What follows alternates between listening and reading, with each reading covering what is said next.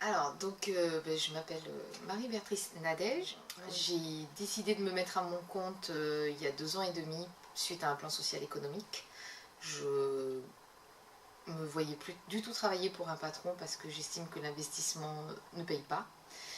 Et je voulais à ce moment-là me prouver à moi-même que ce que je mettrais en place, au moins, si je me casse la figure, ce sera juste à cause de moi.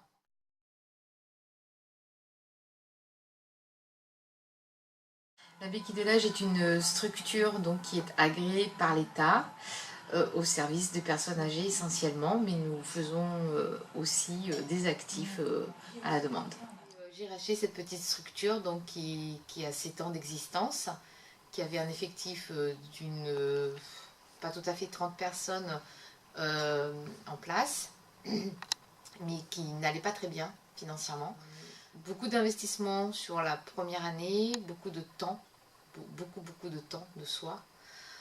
Et le temps que tout se mette en place, maintenant je dois dire que l'équipe est relativement fiable. Parce que pour moi, ce ne sont pas mes salariés, c'est une équipe avant tout. Qui fait qu'aujourd'hui, je viens de recevoir le dernier bilan. Donc on est à plus de 30% par rapport à la première année.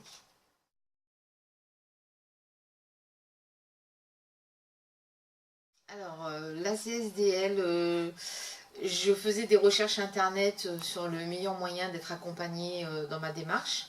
Comme j'étais demandeur d'emploi, je savais que j'avais droit à des aides. Voilà, la CCI de Bordeaux m'a plus ou moins donné une liste de personnes à contacter.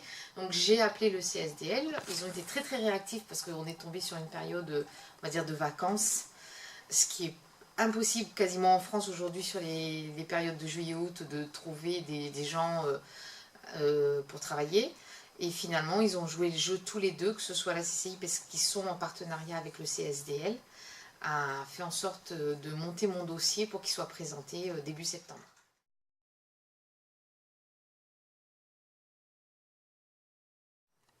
Avec qui tente rien n'a rien, tout simplement. Après, clairement, c'est dur, c'est pas simple, c'est au détriment de beaucoup de choses dans la vie personnelle.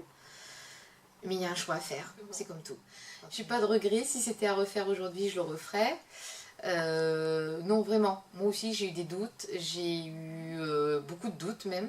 Et soyons clairs, si je ne l'avais pas tenté, aujourd'hui, j'aurais pas 43 personnes à mon actif en train de travailler, peut-être grâce à moi indirectement. Et c'est enrichissant tous les jours que Dieu fasse.